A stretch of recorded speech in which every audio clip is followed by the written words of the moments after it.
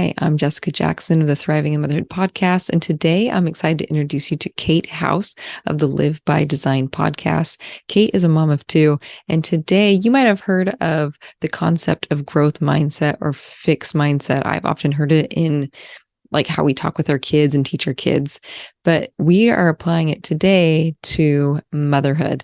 And so she's going to share things about mindset, and I'm excited because this is a part of the soul pillar. And so to bring her expertise into it makes it a really impactful episode. Hi, I'm Jessica Jackson, and this is the new way to thrive in motherhood by leaning into who you are, what you love, your unique family situation, and personal mission to create a life that you actually want to live.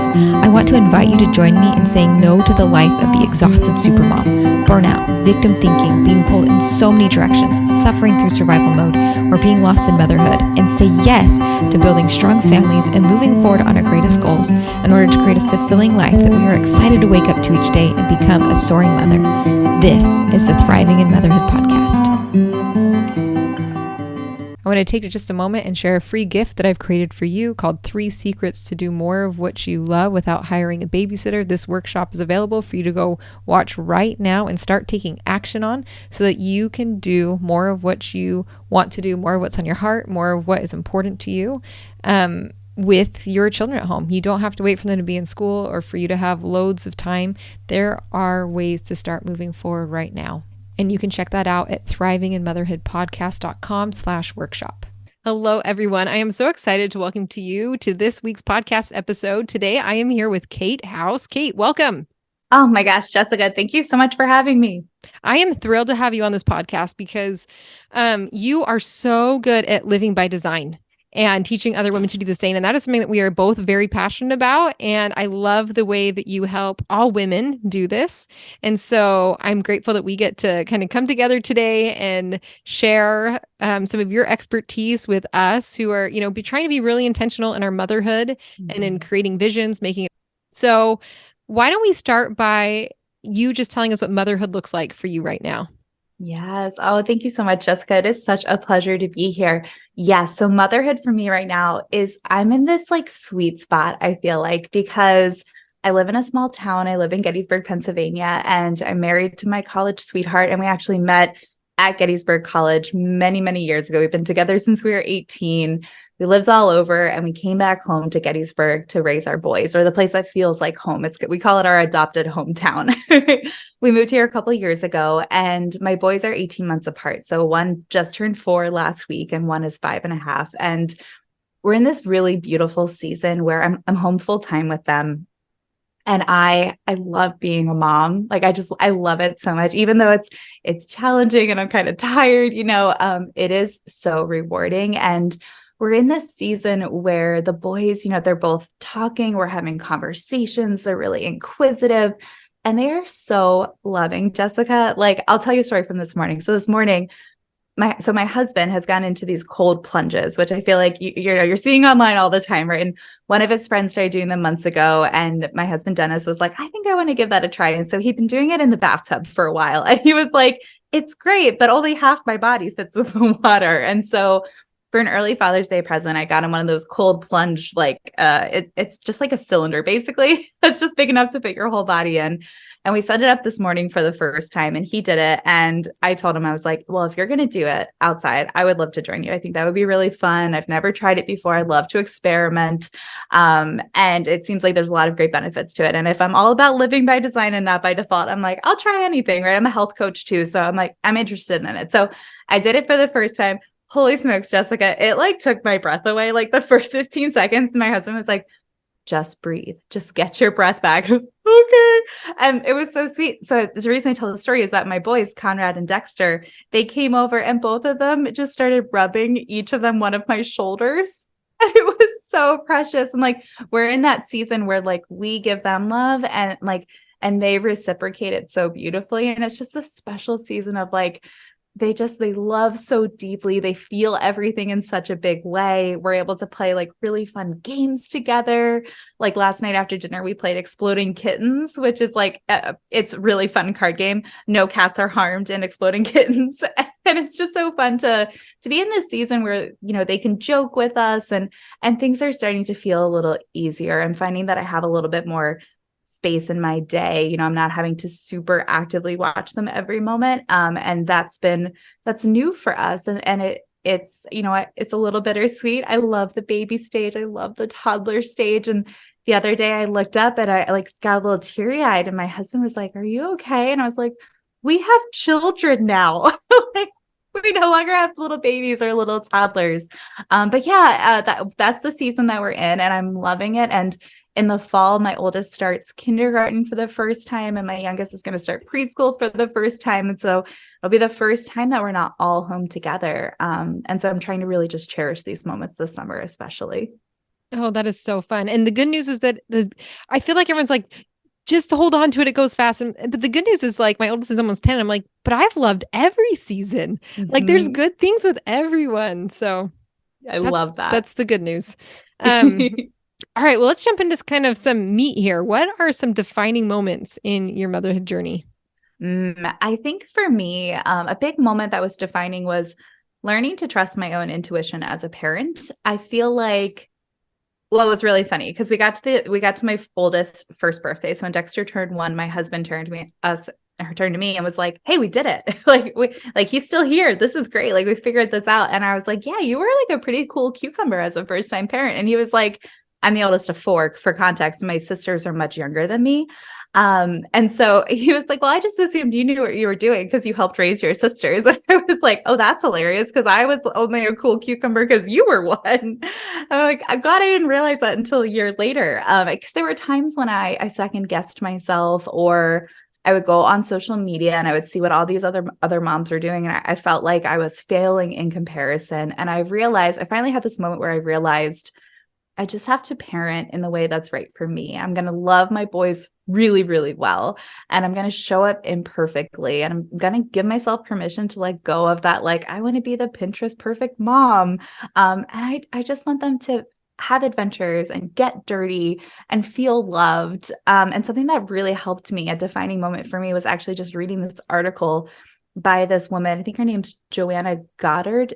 I think that's her name. Her blog is called Cup of Joe, and she has a whole motherhood archive. And I went down like a rabbit hole one day and was just reading all the articles. And she had this great article that had this line that said, "Good for her, but not for me." And I mean that in like a really loving way of being like, that's awesome. Like, good for her, good for that mom, but maybe that's not for me. And that's okay, right? Like there are thousands of different ways to raise children. And so for me, that was a pretty pivotal moment because I was able to free myself of these like expectations of like what I would be like as a parent. And I could just be like, okay, good for her, but not for me. Like, let me keep exploring and trying new things and seeing what works. And then the other pivotal thing for me was I learned this from a podcast, and I wish I could remember which one it was. And I can't off the top of my head, but they talked about this idea of like, a percentage when it came to dangerous situations, because I didn't want to be the type of parent that's constantly like, be careful, don't do that, right? I want my kids to feel empowered and to do like dangerous things safely, right? And so I heard this idea of like, if there's a 50% chance or less of them actually getting injured, let them do it in a safe way, like be there to spot them as they climb the tree, right? And I found that to be such a freeing concept as well, where I was like, okay, I don't have to hover all the time. I can let them explore safely. And then when there is a time when you're like, no, that actually isn't safe. Like, let's not do that. And I found that to be really helpful to just be like, okay, it's a percentage. And then like, what side of the percentage do we fall on? And that was pivotal for me too, to let go of some of those anxieties that came from around safety with children and to give them the space to explore and to get to know their bodies and their limits and what they're capable of. Because I'm realizing that they're actually capable of a lot more than I realized initially. I love that so much because I think, we both help moms and women push past their comfort zone, right? Mm-hmm. And grow and try new things. And that really does start with children climbing trees, right? Yeah. And we have, as a society, I just read this fascinating book, how we are so concerned with safety, all safety, physical, mental, emotional safety, that we are crippling our children and ourselves from being able to grow and be strong and be resilient. Mm-hmm. And So I love that you do that. I'm the mom that sits back at the playground and has my back to my children so that I don't see what they're doing and I don't have to worry, because it would stress me out if I knew. Yep. Yes. I love that. We would be total friends at the playground. That's what I was thinking. I was thinking this could work. All right. All right. So let's go like into some of your expertise, because I love already what you were sharing, these like gold nuggets of how you're learning as a mom and, you know, how you have grown and how you are changing and owning your own unique motherhood. But let's talk about some things that you help teach other women about. So what is the power of having a growth mindset? Oh my gosh, Jessica, I love this question so much. I could geek out over mindset all day long. I know that you and I have so many things in common. So when I think about mindset, it's important because once we have an awareness around it, we can use it to be really intentional about how we go through our day, how we think, and how we respond to things that we see. And I think it's important to start with a working definition of mindset. And when I think of mindset, I think of it as being this lens through which we see the world. And it makes me think of when I was in first grade. I remember sitting in my teacher's classroom, Mrs. Thonis, and I would see her write on the board. And I was like, why does she write on the board? Nobody can read it. And it didn't occur to me that everyone else could actually see what she was writing. I had really bad vision. And then my mom realized, my mom's very observant. She saw me squinting and she was like, I think you need to go to the eye doctor. And sure enough, they plunk you down in the chair and the optometrist they put this thing in front of your eyes and they're like, is this better or is this better? Is this better or is this better? And all of a sudden you're like, holy smokes, I can see that. And then all of a sudden you have awareness that there was an issue. And second, you start to shift in the direction you want to go. So just like with the eye doctor, you realize that your vision maybe isn't as good as you thought it was. And then you get glasses. And I remember that first day I walked into first grade, I felt very self-conscious because I was the first of my friends to get glasses.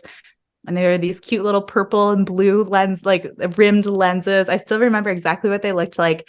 But I remember sitting down and being like, oh my gosh, this is an entirely new world because I can see farther than 4 feet ahead of me. And it never occurred to me that other people perceive the world differently. I didn't know that there was something else that existed out there because my reality was my reality and you don't know what you don't know. But that's why mindsets are important, because when we start to create that awareness of, oh, mindsets exist. And here's the cool thing. Once you have an awareness around it, you can start to shift towards one that supports you and the season of life that you're in. So when we think of a growth mindset, it sits on a continuum where all mindsets, for the most part, there's one end of the spectrum and the other. So for a growth mindset, we have a growth mindset on one side and we have the fixed mindset on the other side. So if you're in a fixed mindset, you're thinking things to yourself like, I could never do that. I'm not good enough. I'm not smart enough. I'm not worthy, right? It's this idea that you're born with the abilities that you have and they're fixed. You can't grow, you can't change, you can't recruit help, right? You're stuck, you're fixed. With a growth mindset, you're saying, well, how can I learn? You know, Jessica shared this really great example when we recorded for my show, the Live by Design podcast, about how she went to the library and she got all these books out and she was learning from other homeschooling moms and how they run their households, right? That is a growth mindset. That's like, how can I go find resources for free that will support me? A growth mindset says, I'm born with the smarts that I have and I can grow and learn and continue to learn no matter where I am. The growth mindset says, I can ask for help. I can outsource. I can find support. I can get creative. So I like to think of it as it's a continuum. Fixed is on one side, growth is on the other. And here's the cool thing. We're always going to fall somewhere in between. So we're never going to be 100% one or the other. And I find that to be very freeing. As somebody who's like a recovering perfectionist, the idea that I will never be 100% growth mindset actually frees me a little bit. Because then when there are those times, now that I have this awareness about mindset and growth mindset and desiring to move that direction, I still find myself with fixed mindset thoughts. I'll think like I recently hosted a summit. And when I first started thinking about it, one of the thoughts I had in my mind was like, well, who are you to do that? And I was like, oh my gosh, fixed mindset. Hello. Where did you come from? And that's okay, because you can have the awareness. You can say like, oh, isn't that interesting? Let's have some curiosity. Where did that come from? And then you can also say like, thank you, but no, thank you. And now I'm going to start moving back towards this fixed mindset. So that's why a mindset is so powerful, is because once you have that awareness, and we'll probably talk today about some things you can do to build that growth mindset. it gives you the ability to say like, oh, there's that fixed mindset. Now I'm going to move in a different direction purposefully. And that's what I'm all about, living by design and not by default. Today, I'm excited to share with you about the Made to Soar Next 90 Days program. It is a self-paced online course with lots of interaction from me that has transformed the lives of women from all around the world as they have learned to build unique family systems that support them in their own unique life circumstances, that allow the necessary and essential things of life to get done and leave time and energy to do what matters most to them. I'm going to let some women who have been through the program tell you a little bit more about their experience now. Just mucking through the day was just survival. And then I was like, the thought of trying to do anything extra was like, well, that's just never gonna happen. I think with Made to Soar, I don't know, I was probably hoping that it'd be the magic bullet for morning. I mean, we had no systems in our house. I mean, we had no morning, we had no routines. Like we were. How can I infuse meaning into my life? And even if I do the same thing, how can I think about it differently so that I'm feeling fulfilled? And so that was my goal in joining the Next 90 Days, was to figure out how to kind of handle all of these different domains. How do I become intentional with all of these things and make sure that I'm meeting my own expectations? Now I have systems set in place that, like, you know, things like the laundry, just automatic, things get done. Because I was able to have the foundation of some of these systems and routines, when things got crazy, I could still go back to those and be like, okay, well, at least the laundry got done. At least my kids got fed. At least I read the Bible and did my workout today.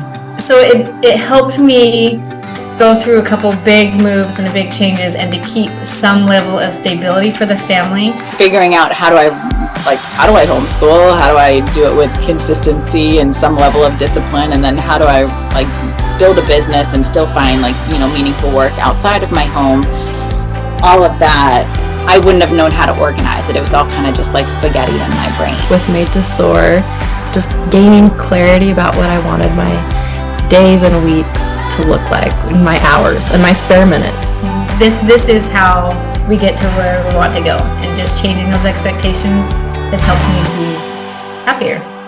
You know, I have power to change my circumstances, right? That I can put in new routines, I can solve some of these problems, I can think about things differently and realize that I have power to be in a better place.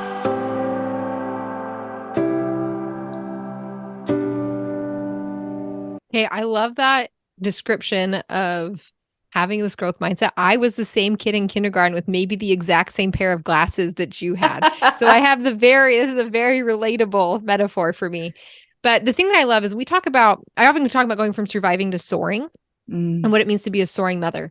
And the A in soaring is that you can enjoy life as an adventure. And I think one of the keys for that is what you're describing here, having a growth mindset, that you're not holding so tightly to an end result or to something happening or to doing it the right way all the time, right? Because I think what I'm hearing about this growth mindset idea is that it leaves a lot of room for you to make mistakes and to keep trying and to do it wrong and to have fun and to enjoy the experience, right? Yes, absolutely.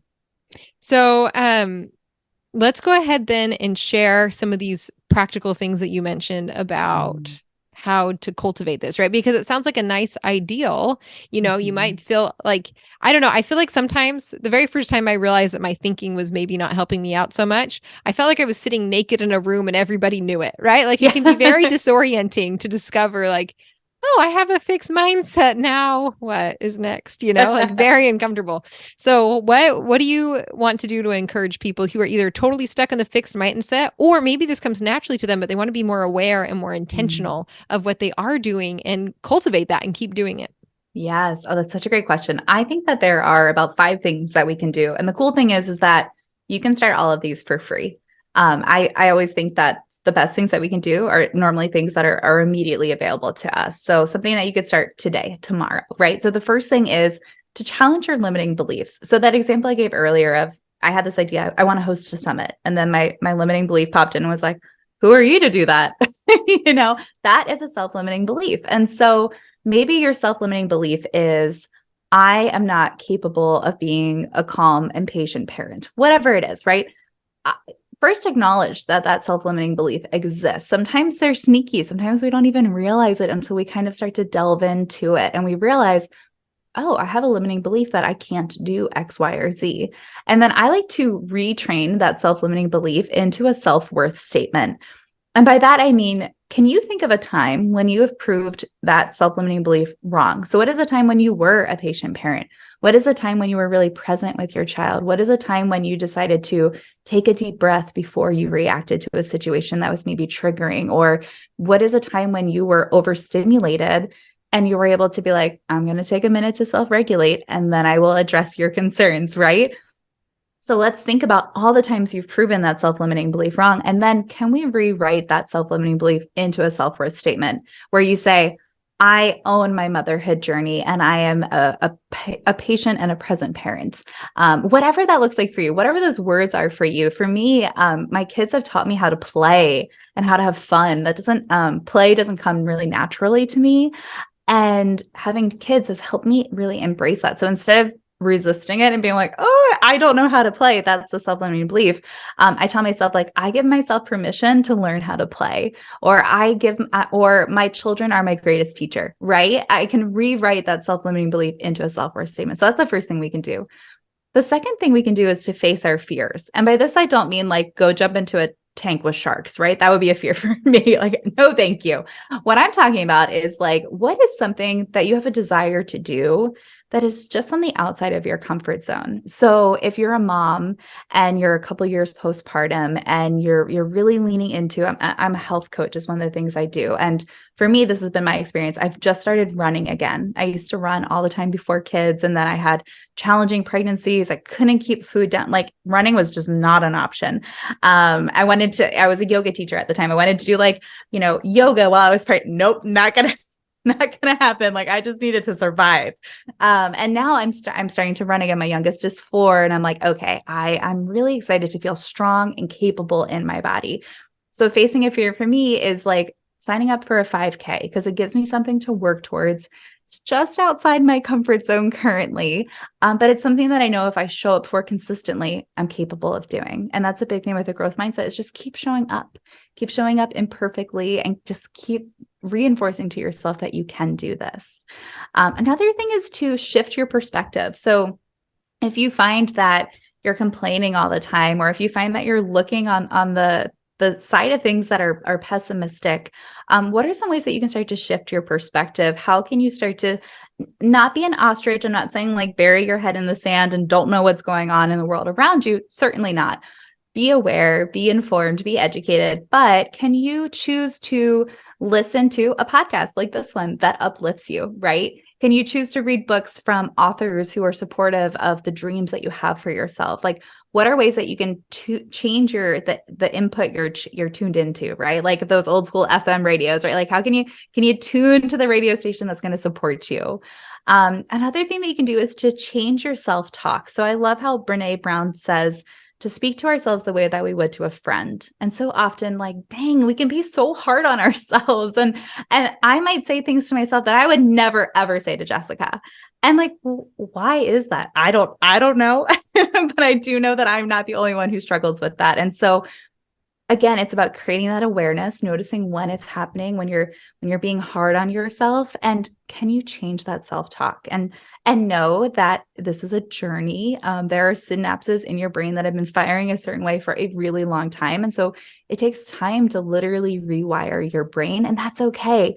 But just notice when it happens and instead choose something kind that you can say to yourself instead.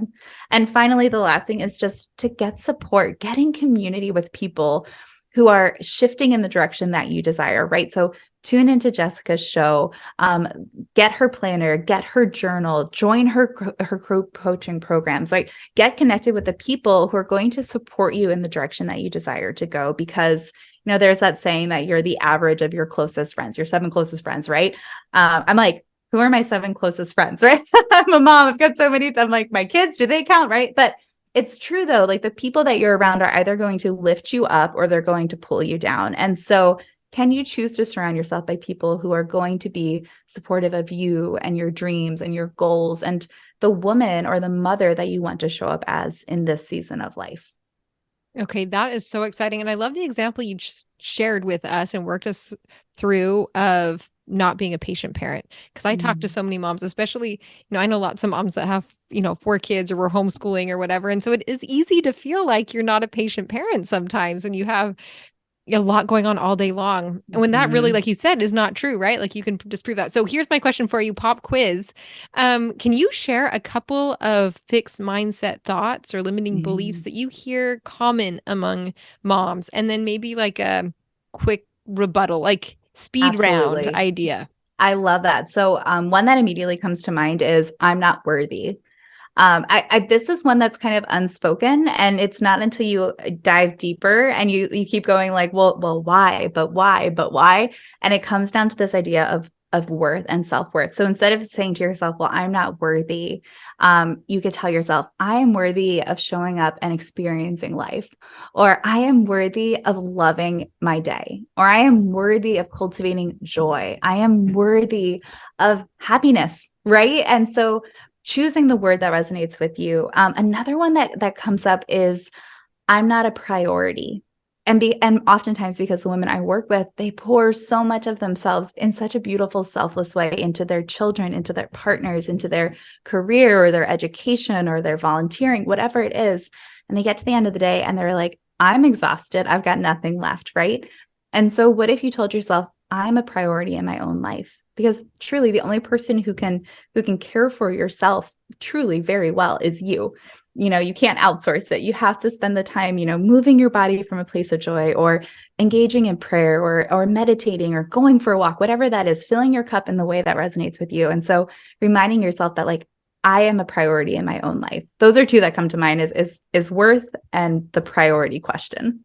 I like that so much. And one of the things that I've been doing for a long time is collecting what I call thriving thoughts. So like when I have, and like you can create your own list, but it's like when I've uncovered, I mean, I use a different language maybe, but like this idea of like figuring out the way I was thinking and then putting the glasses on and realize like, okay, that's not helping me. What's a new way of thinking? And I like to hold that on as a thriving thought and just like keep a list because they're life changing. They can be life changing. Like if you really like, I don't know that I could adopt I'm worthy of joy, like, and have it mean something to me right now, like without that first step in the process of figuring out why that's important to me. But I feel like once you've done the work, it's so nice to hold on to that as your own thriving thought.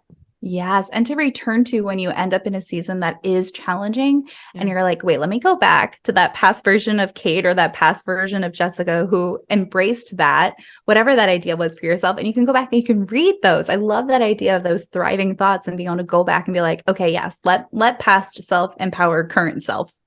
Yes. That's a good point. All right. I have appreciated your joy and enthusiasm for just conquering some of the things that hold us back. And we talk about, the soul pillar. If your pillars are off, you feel like you're surviving.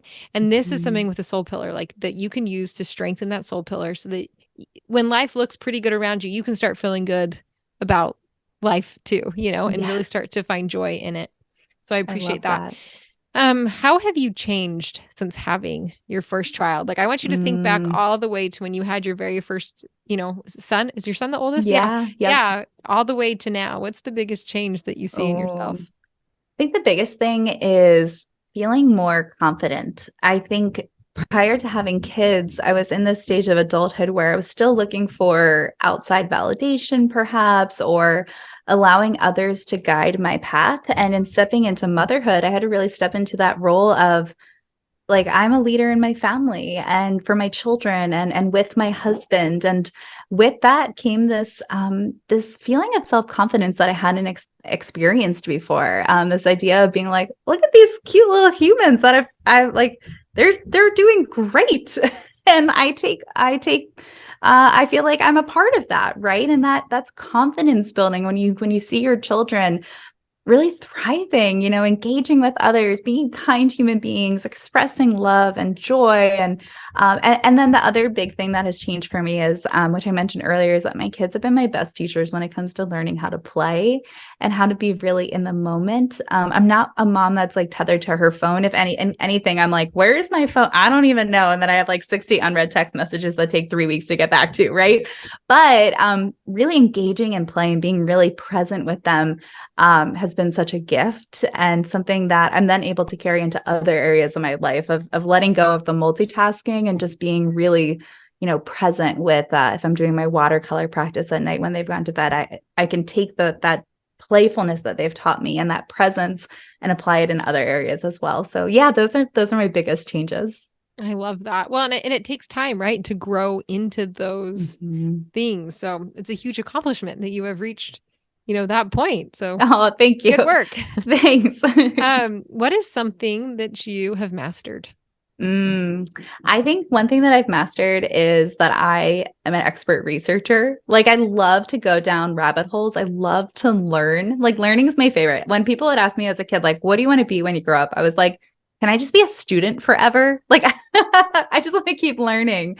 And so I feel like that's something that I've mastered, is I'm able to go down all these rabbit holes, to do a lot of really in-depth learning. And then as a podcaster, as a coach, I'm able to take the best of what I learn and share it with my students. And I feel like, so being able to take in a lot of information and drill it down into really concise points, I think is something that I've mastered, and something that I will continue working on, I think, probably for the rest of my life. I love that. And what is something that you're still working on? Slowing down. I love being on the go. It's fun for me, but I know that if I push too hard and I do too much, I burn myself out, or I'll catch a cold and my body is like, dude, slow down. And so I'm working really hard at proactively building in those quieter moments for myself so that I can feel restored and energized for what's to come. Excellent. That's part of the structure pillar. Yes. No, that's wonderful. Okay, Kate, where can people find you? Because you have so much to offer. Oh, thank you so much. Yes. So the best place to connect with me is over on my website, which is misskatehouse.com. So mskatehouse.com. That's also my Instagram handle. That's where I hang out on social media. And my podcast is the Live by Design podcast. And Jessica is one of my upcoming guests, so you can hear her over there as well. And I love nothing more than just helping women get unstuck, take action, and move in the direction of their dreams, so that you can live by design and not by default. Wonderful. Thank you so much, Kate, for joining me here today. And I'm excited to hear from all of our listeners what their takeaway was from what you shared with us today. So thank you so much. Thank you, Jessica. It's been such a pleasure.